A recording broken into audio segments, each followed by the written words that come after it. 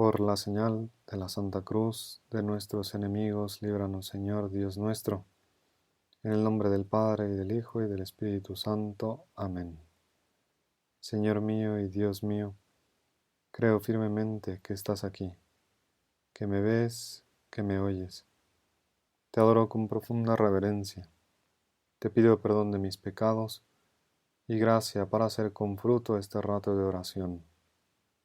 Madre mía Inmaculada, San José, mi Padre y Señor, Ángel de mi guarda, interceded por mí.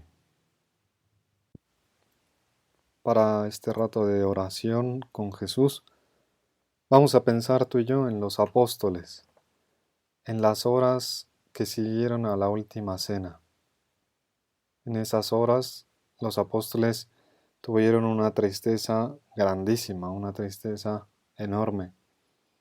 ¿Por qué? Porque su maestro, tú, Jesús, fuiste apresado, fuiste maltratado, insultado y finalmente fuiste asesinado en una cruz. Moriste de la forma más terrible, de la forma más humillante que podía haber en ese tiempo. Y los apóstoles estarían tristes por todas estas circunstancias, pero también porque huyeron, porque te dejaron solo, porque no estuvieron allí. Solo Juan, el más joven, tuvo el valor de estar al pie de la cruz. A esa tristeza se añadía además, en las horas siguientes a la muerte de Jesús, el hecho de que los apóstoles se quedaban sin futuro. Habían dejado todo por Jesús y ahora Jesús estaba muerto. Puedes imaginarte su decepción, su desilusión. Y contrasta con esta tristeza de los apóstoles la alegría de los fariseos y de los príncipes de los sacerdotes. Ellos estaban contentos porque finalmente se habían quitado de en medio a Jesús al que solo ver ya les provocaba molestia.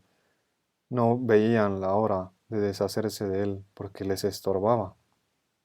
Y ese contraste entre la tristeza de los apóstoles y la alegría de estos hombres que habían hecho todo lo posible por eliminar a Jesús, ese contraste ya lo había anunciado Jesús, lo había anunciado en la última cena.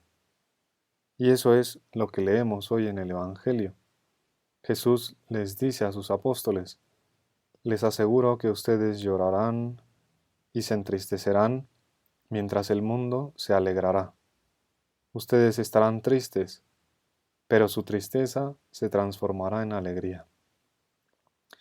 Jesús había previsto esta situación, este contraste, esta tristeza de los apóstoles, pero les había dicho que esa situación se iba a transformar radicalmente.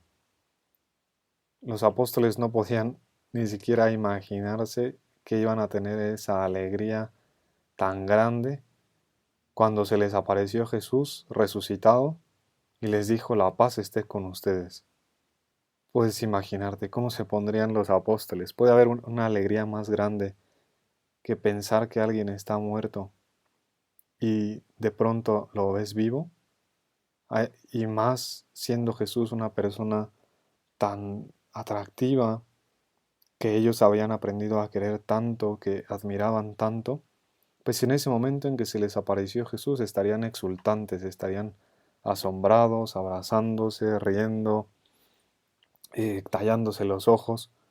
Y esa alegría borra toda la tristeza que tenían antes, borra todo el miedo que tenían antes, los supera ampliamente a la tristeza y al miedo. Es una alegría hondísima, profundísima, una alegría que no se puede comprar. Y esa alegría de los apóstoles no se queda solo en ellos, sino en todos los que conocieron a Jesús. Es una alegría que lleva a los apóstoles, a todos los discípulos de Jesús, a todas las personas con las que Jesús entró en contacto. Es una alegría que los lleva a hablar de Él. Es una alegría que supera el tiempo, supera las generaciones, y esa alegría dura hasta hoy. Esa es la alegría que anuncia la Iglesia, que Jesús está vivo, que Jesús venció el poder del pecado, el poder de la muerte. Y tú y yo tenemos el privilegio de conocer a Jesús y estamos llamados a mantener esa alegría y a contagiarla. El cristiano está llamado a la alegría, tú y yo estamos llamados a estar alegres. La alegría no consiste solo pues, en tener una risa fácil o en saberse muchos chistes o en estar divirtiéndose todo el tiempo. La alegría consiste en tener el corazón siempre alegre porque Jesús ha vencido a la muerte y al pecado, porque Jesús está sentado a la derecha de su Padre Dios y desde allí intercede por nosotros. Y también alegría porque Jesús me ha elegido a mí para conocerlo, porque me da su gracia, porque cuenta conmigo para anunciarlo. Aquí está la verdadera alegría del cristiano. Y tú me puedes decir, Padre, lo que está diciendo es muy bonito, pero la vida no es fácil. Hay cosas que me hacen sufrir, hay momentos duros, cosas que no entiendo. Y es verdad, no toda la vida es una fiesta. Hay momentos en que lloramos, en que sufrimos, cuando estamos enfermos, cuando tenemos problemas económicos, cuando muere un ser querido. Tenemos muchos problemas. Y entonces, ¿por qué Jesús dice que nadie podrá quitarnos nuestra alegría? ¿Por qué Jesús nos dice eso en el Evangelio? Pues él mismo nos lo explica usando una imagen. Dice que cuando una mujer va a dar a luz se angustia porque le ha llegado la hora, pero una vez que ha dado a luz ya no se acuerda de su angustia por la alegría de haber traído un hombre al mundo. Jesús, tú nos invitas a pensar que el dolor, el sufrimiento, que esas penas por las que pasamos no son la última palabra, que hay algo más.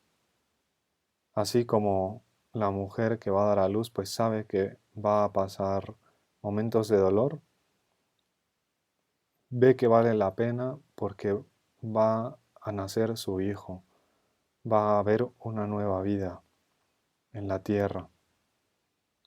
Y Jesús no solo nos lo explica de forma teórica con esta imagen, la importancia de la alegría, el porqué de la alegría, sino que con su misma vida nos lo hizo ver.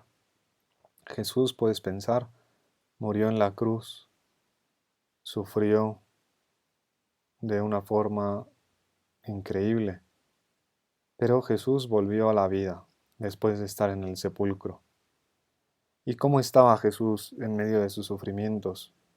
¿Te imaginas que estaba triste? Pues no, no es lo que nos dicen los evangelios. Jesús estaba sufriendo, pero no estaba triste porque tenía una paz de fondo. Sabía que todo eso, por lo que estaba pasando, tenía un sentido.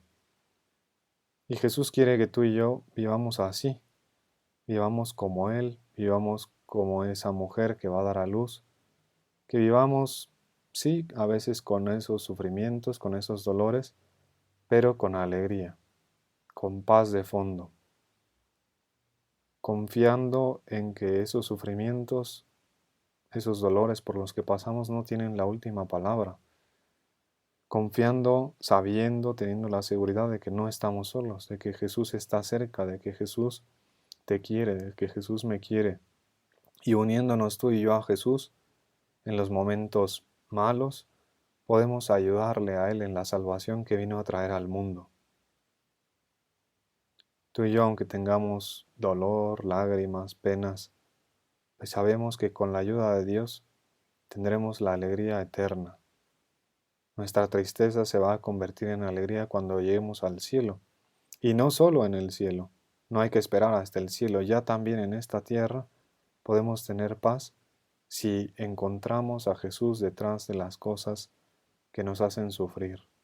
Si encontramos el para qué pasa esto, qué puedo sacar de aquí, qué espera Jesús de mí aquí. A veces el Papa Francisco ha dicho que hay cristianos que parece que quieren vivir siempre en una cuaresma sin Pascua, que tienen caras largas, que tienen caras tristes. Y ha advertido el Papa Francisco que un cristiano sin alegría no es cristiano. Un cristiano que vive en la tristeza no es cristiano. A un cristiano que pierde la paz en el momento de las pruebas, de las enfermedades, de las dificultades, es un cristiano al que le falta algo. Porque la alegría del Evangelio pues llena nuestros corazones, llena nuestras vidas. Si nos dejamos llenar por Él, si nos alimentamos de Él en la Eucaristía, si hablamos con Él en la oración. Los santos, puedes pensarlo, han sido personas alegres, aunque no les haya faltado el sufrimiento.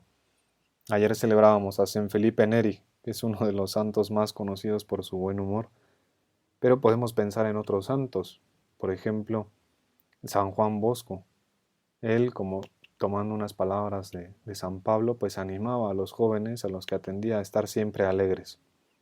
Y les decía, estén alegres, pero que su alegría esté lejos del pecado.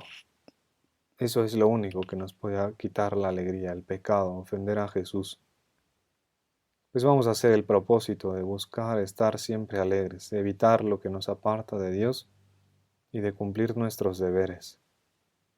Y para terminar este ratito de oración, te cuento una historia verdadera. En 1534, en Inglaterra, había dos frailes que fueron llevados a juicio porque no querían reconocer a Enrique VIII como cabeza de la Iglesia en Inglaterra. Querían ser fieles a su fe. Y en el juicio les dijeron, si no hacen este juramento de fidelidad al rey Enrique VIII, los vamos a amarrar y los vamos a arrojar al río Támesis.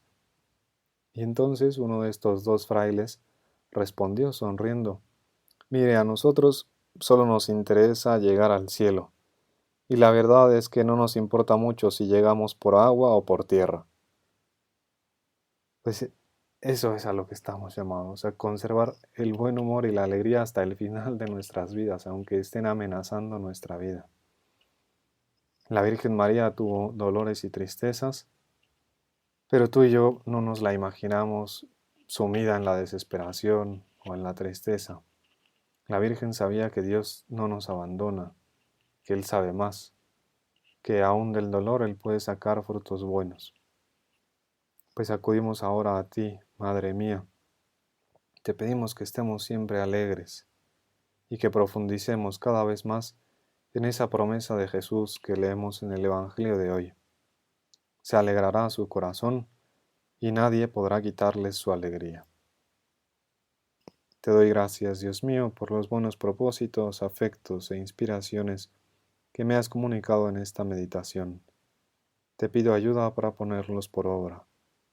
Madre mía Inmaculada, San José, mi Padre y Señor, Ángel de mi guarda, interceded por mí.